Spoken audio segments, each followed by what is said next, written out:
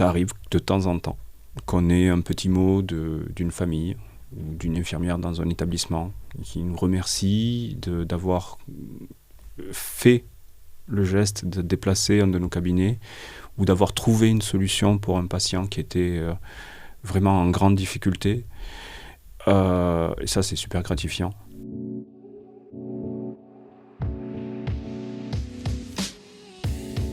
Jean-Emmanuel, bonjour. Bonjour Vous êtes Flora. directeur général de Handi dans PACA et nous sommes ravis de vous accueillir dans le podcast Les réussites de la santé aujourd'hui. Bonjour, merci de m'accueillir. Alors, Handi dans PACA, c'est une association de la région PACA, soutenue par l'ARS et qui a 2 activités. Donc la première, c'est tout ce qui va être coordination du parcours de soins, donc des parcours de soins complexes pour les personnes à besoins spécifiques. Oui. Et le deuxième, ça va être 4 unités de soins dentaires mobiles, que ce soit bus ou autres véhicules, qui se déplacent auprès des personnes justement à besoins spécifiques. Il s'agit souvent de personnes avec des handicaps lourds, que ce soit intellectuels, sensoriels, moteurs, mais aussi des personnes âgées dépendantes à qui vous offrez un accès aux soins bucco-dentaires. J'aimerais vous poser une autre petite question rituelle. Si vous deviez compléter la phrase « J'aurais vraiment réussi quand », que diriez-vous ? Je pense qu'on aura réussi notre mission quand on aura réussi à trouver et à mobiliser les forces vives pour proposer des solutions de soins à ces patients-là partout sur le territoire de la région, d'une part. Et j'ai envie de dire peut-être même on aura sans doute encore mieux réussi quand on aura fait changer un peu les choses et qu'on aura estimé que notre mission était tellement réussie qu'on n'aura plus besoin d'être là et que ces patients-là seront revenus dans un parcours de soins classique. Et prodiguer des soins à des personnes en situation de handicap, c'est pas quelque chose de très facile, ça nécessite un certain temps de préparation. Pour vous, c'est quoi les qualités qui sont essentielles pour créer ce lien de confiance avec les patients ? Comment est-ce que les équipes se préparent ? Il n'y a pas beaucoup de qualités nécessaires, mais elles sont fondamentales. C'est l'humilité des soignants qui travaillent avec nous, d'une part, parce que ce sont des patients qui sont compliqués, mais qui sont à la fois hyper attachants. Et puis ensuite, c'est l'humanité des soignants. Si justement ces patients-là, on ne s'y attache pas, si on n'est pas sensible, on ne les regarde pas, on ne vient même pas les soigner. Et donc ça, je pense que c'est la base. Ensuite, comment ça se prépare ? C'est une logistique assez lourde, je vous laisse imaginer. Mais ça commence sur une préparation avec les familles, avec les accompagnants, avec les soignants qu'ils côtoient tous les jours. Parce que ils sont dans des situations telles qu'il faut les habituer en plusieurs fois à accepter d'ouvrir une bouche, à accepter de s'asseoir sur le fauteuil. Ils sont dans des situations médicales qui font que parfois il faut préparer les soins en les prémédiquant, en faisant plein de choses comme ça. Et l'équipe de soins d'Handi-Dent, PACA, doit avoir conscience de tous ces éléments-là, les prendre en considération pour proposer la solution de soins la plus adaptée. Donc c'est vraiment un parcours atypique et très complexe. Ouais, c'est vrai que quand on s'imagine devoir soigner ces personnes en situation de handicap, on suppose que ça va être effectivement plus long, mais on ne s'imagine pas que ça peut durer autant de temps et sur autant de jours.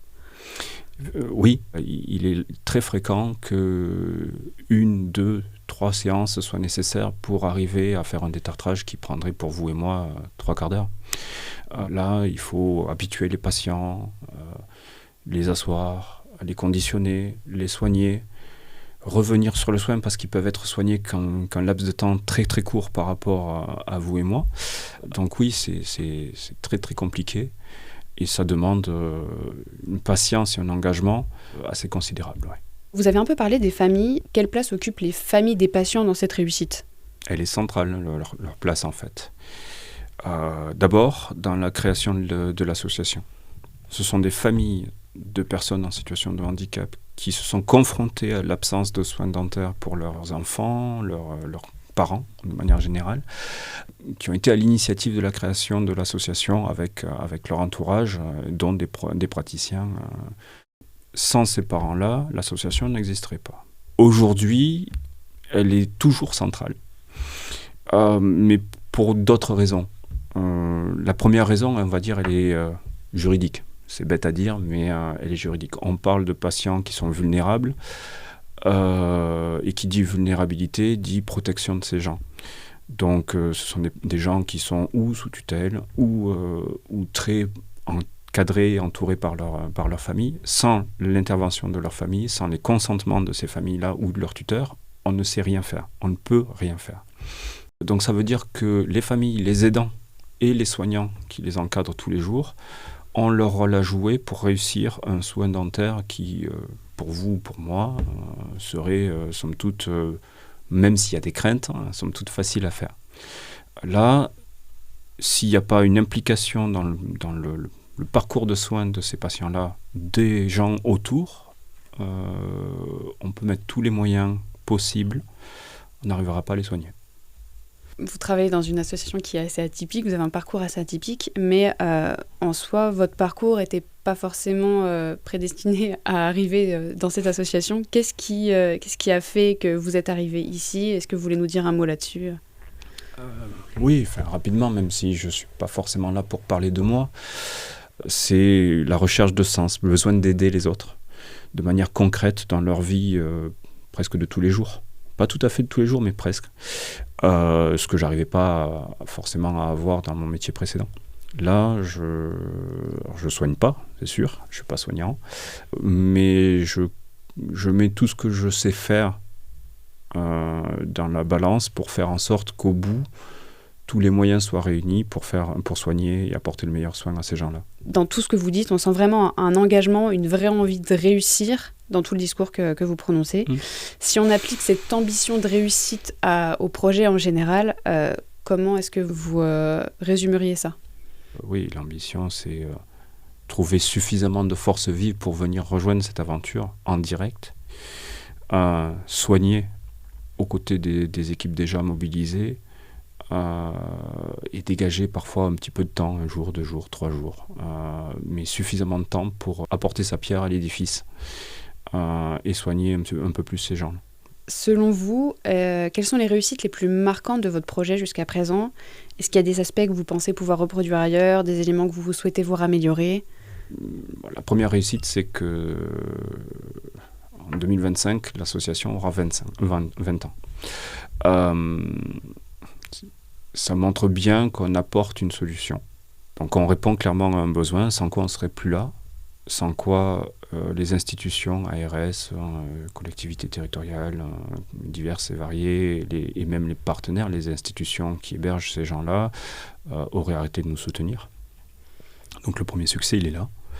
Mais pour en arriver là, il y a beaucoup d'échecs, beaucoup de temps passé. Et j'ai envie de dire, oui, c'est peut-être ça l'échec majeur, l'écueil majeur, plus qu'un échec, c'est le temps que ça nécessite. Et le fait que ce temps-là, il soit pas forcément en adéquation avec le temps des gens qui sont impliqués dans cette action. On voudrait faire beaucoup de choses, on essaye de faire beaucoup de choses, mais le temps pour y arriver est tellement long que les gens peuvent s'user ou se décourager, d'une part, et ensuite, le système de santé est ce qu'il est, mais quand même en bien grande difficulté pour certains sujets. Dans tout ce que vous dites, on sent des belles réussites, des belles difficultés également qu'il faut surmonter. Est-ce que parmi tout ça, il y a des satisfactions inattendues, des moments positifs auxquels vous ne vous attendiez pas particulièrement et qui vous ont touché à travers toute cette aventure ? Oui. Qui m'ont touché à titre personnel et qui touchent aussi l'équipe. Ça arrive de temps en temps qu'on ait un petit mot d'une famille ou d'une infirmière dans un établissement qui nous remercie d'avoir fait le geste de déplacer un de nos cabinets ou d'avoir trouvé une solution pour un patient qui était vraiment en grande difficulté. Et ça, c'est super gratifiant. Quand on a ce genre de message, généralement, c'est les équipes soignantes qui le reçoivent, qui le diffusent et on le fait tourner. Il y a une immense fierté. Ouais, j'imagine. Une immense fierté de la part des soignants, de la part de tous ceux qui sont derrière les soignants et de ma part, parce que, parce que j'ai la chance de contribuer à ça. Vous parlez des soignants. Est-ce que il y a quelque chose que vous aimeriez leur transmettre? Quelle est la chose la plus importante à leur transmettre avec toutes ces équipes qui travaillent avec vous? Quelque chose à leur dire, oui, c'est qu'il faut qu'ils gardent cette niaque, cette envie qu'ils ont, même si c'est pas facile. Ils font sans doute pas suffisamment bien comme ils voudraient en tout cas, mais ils font déjà énormément. Et c'est ça qu'il faut qu'ils gardent en fait. Puis aussi, vous mettez tous les moyens à leur disposition pour essayer qu'ils y arrivent au mieux. On essaye. En tout cas, merci beaucoup pour cet échange et pour cette participation. Avant de conclure, j'aimerais bien vous poser une question qu'on pose à la fin de tous les podcasts Les réussites de la santé. C'est votre prochaine réussite, ce sera quoi ? Avoir suffisamment d'équipes pour répondre à notre besoin. Avoir des équipes soignantes qui nous rejoignent, qui croient cette aventure. Il y aura vraiment une réussite pour Andy Dampaka quand il n'y aura plus besoin d'Andy Dampaka pour soigner ces personnes-là au niveau bucco-dentaire. C'est une certitude. Merci beaucoup d'avoir été là aujourd'hui avec nous sur le podcast Les réussites de la santé pour nous présenter cette super initiative. C'était vraiment un plaisir d'échanger avec vous sur le sujet. Merci Flora, merci beaucoup pour cet accueil et cet entretien.